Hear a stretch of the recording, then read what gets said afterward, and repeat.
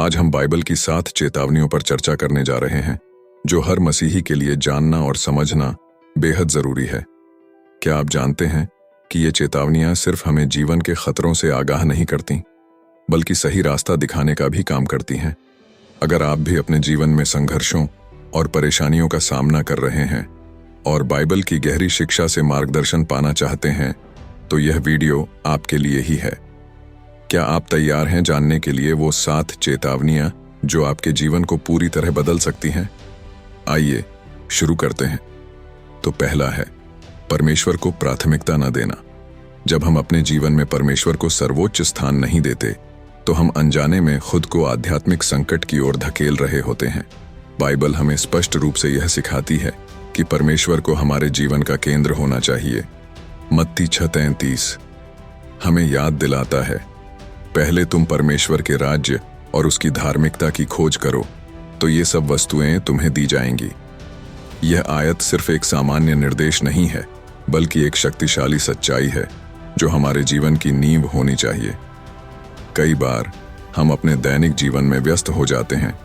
Career, परिवार, दोस्तों और व्यक्तिगत इच्छाओं की दौड़ में हम परमेश्वर को भूल जाते हैं या उसे हमारे जीवन में दूसरे या तीसरे स्थान पर रख देते हैं।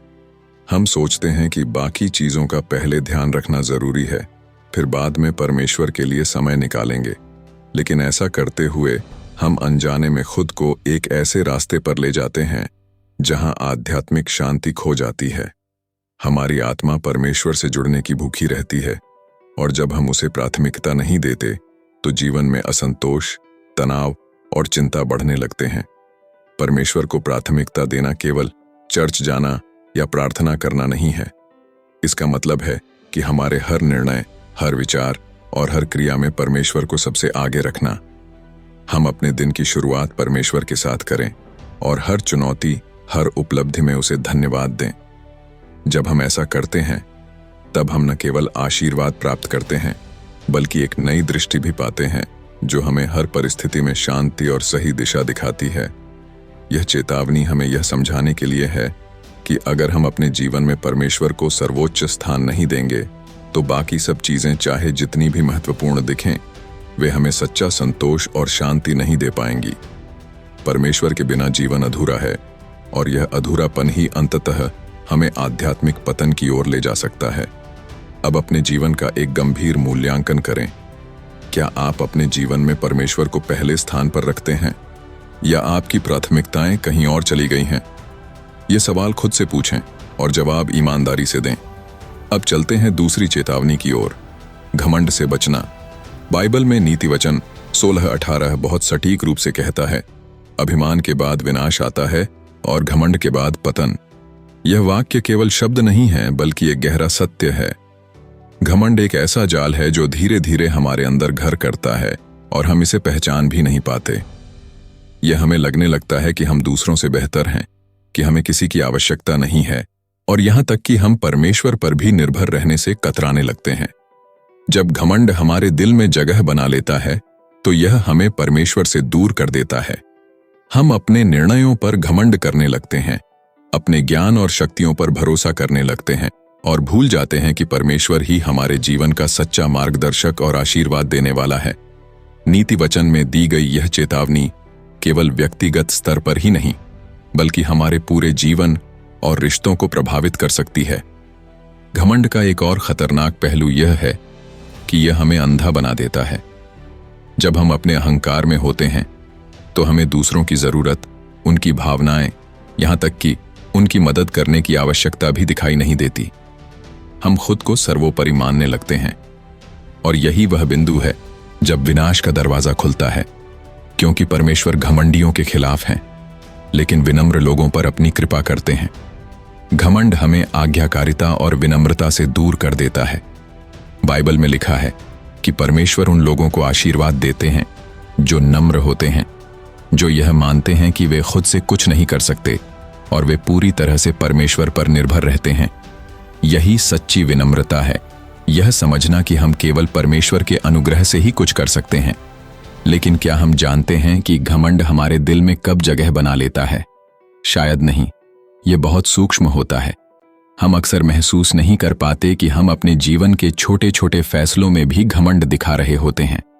आज समय आ गया है कि हम अपने जीवन में विनम्रता और आज्ञाकारिता को फिर से स्थापित करें, ताकि हम परमेश्वर की कृपा और आशीर्वाद से वंचित न हो जाएं।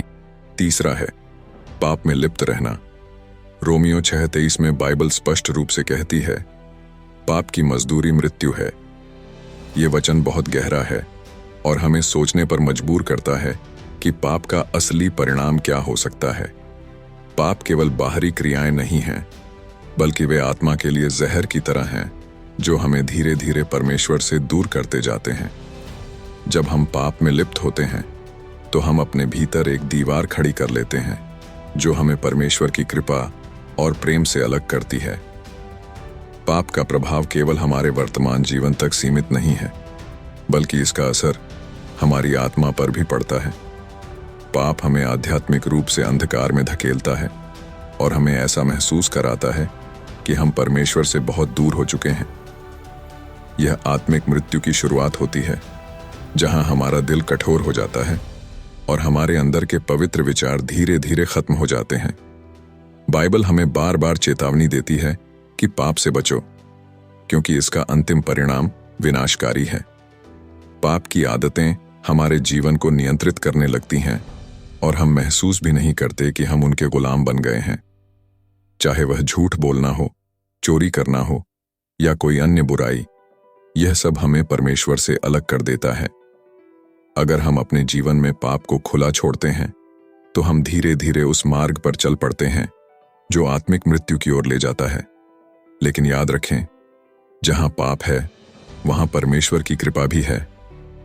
परमेश्वर हमेशा हमें उस अंधकार से बाहर निकालने के लिए तैयार है, अगर हम उससे मदद मांगें और अपने पापों का पश्चाताप करें। यही सच्ची चेतावनी है। हमें पाप के जाल से तुरंत बाहर निकलने का प्रयास करना चाहिए, नहीं तो यह हमें अंदर ही अंदर नष्ट कर देगा। क्या आप इस बात को पहचानते हैं कि पाप धीरे धीरे आपके जीवन पर नियंत्रण कर रहा है? अब समय है आत्मनिरीक्षण करने का। क्या आप पाप से छुटकारा पाने के लिए कदम उठा रहे हैं, या आप खुद को उस जाल में और फंसा हुआ पा रहे हैं? चौथा है अविश्वास और संदेह। अविश्वास और संदेह, ये दो ऐसी भावनाएं हैं जो हमारे विश्वास को धीरे धीरे अंदर से खोखला कर सकती हैं। बाइबल में इब्रानियों 11:7 स्पष्ट कहता है, बिना विश्वास के परमेश्वर को प्रसन्न करना असंभव है। इस एक वचन में गहराई से यह सच्चाई छिपी है कि यदि हम परमेश्वर पर पूर्ण विश्वास नहीं करते तो हम उसकी कृपा, आशीर्वाद और अनुग्रह से खुद को वंचित कर देते हैं। अविश्वास सिर्फ एक भाव नहीं है, यह हमारी आत्मिक यात्रा का सबसे बड़ा शत्रु है। जब हम संदेह करते हैं तो हम परमेश्वर की अनंत शक्ति और उसके प्रेम पर सवाल उठाते हैं। यह संदेह न केवल हमें परमेश्वर से दूर ले जाता है, बल्कि हमारे जीवन में अस्थिरता, अशांति और चिंता को भी जन्म देता है। आपने शायद महसूस किया होगा कि जब हम किसी कठिन परिस्थिति में होते हैं तो सबसे पहले हमारे मन में यही सवाल आता है, क्या परमेश्वर सच में मेरे साथ हैं, या क्या वो मेरी प्रार्थनाओं को सुन रहे हैं? यह प्राकृतिक है, क्योंकि हम सभी मनुष्य हैं और कभी कभी हमारी परिस्थितियां हमारी आध्यात्मिक दृष्टि को धुंधला कर देती हैं। लेकिन यह वह समय होता है जब हमें और भी मजबूत विश्वास की आवश्यकता होती है। बाइबल में संदेह का हल भी स्पष्ट रूप से दिया गया है।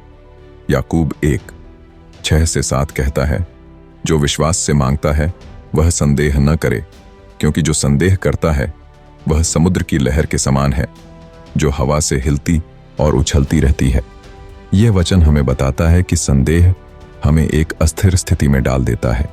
हमें परमेश्वर पर पूरी तरह भरोसा करना चाहिए, ये विश्वास रखते हुए कि वह हमारी सुन रहे हैं और हमारे लिए सबसे अच्छा कर रहे हैं, चाहे परिस्थिति कैसी भी हो। क्या करें जब संदेह हमारे मन में आता है? जब संदेह आपके मन में जगह बनाता है तो पहला कदम यह है कि आप तुरंत प्रार्थना करें और परमेश्वर से मार्गदर्शन मांगें। उसके वचन का अध्ययन करें, क्योंकि बाइबल हमें स्पष्टता और साहस देती है। नीति वचन 3:5-6 कहता है, अपने संपूर्ण मन से यहोवा पर भरोसा रख और अपनी समझ का सहारा न ले। उसी को स्मरण कर तो वह तेरे मार्गों को सीधा करेगा।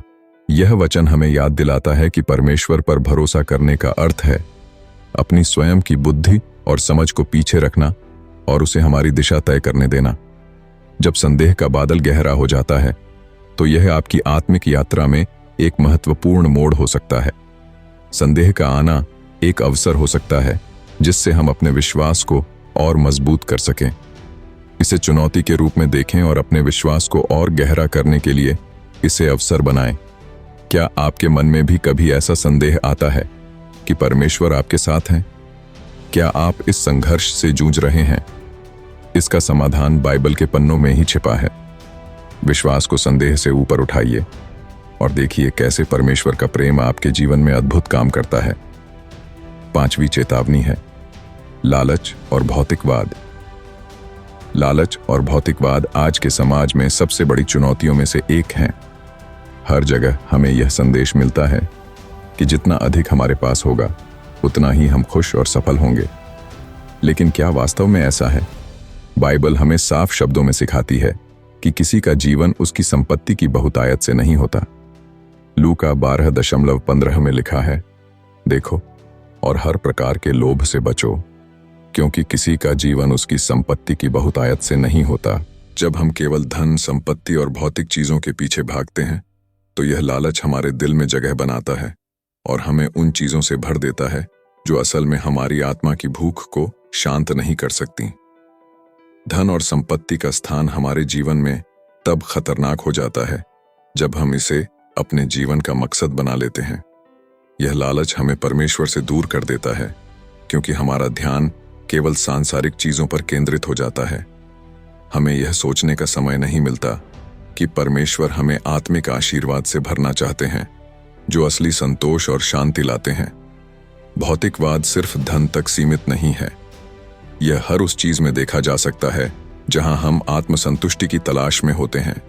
नई गाड़ी, बड़ा घर, महंगे कपड़े या सामाजिक स्थिति, इन सब चीजों का कोई अंत नहीं है और जितना हम इन्हें पाने की कोशिश करते हैं उतनी ही हमारी इच्छाएं बढ़ती जाती हैं। इस तरह का जीवन जीना अंततः हमें खोखला बना देता है क्योंकि यह हमें उस सच्चे रिश्ते से दूर कर देता है जो केवल परमेश्वर के साथ संभव है।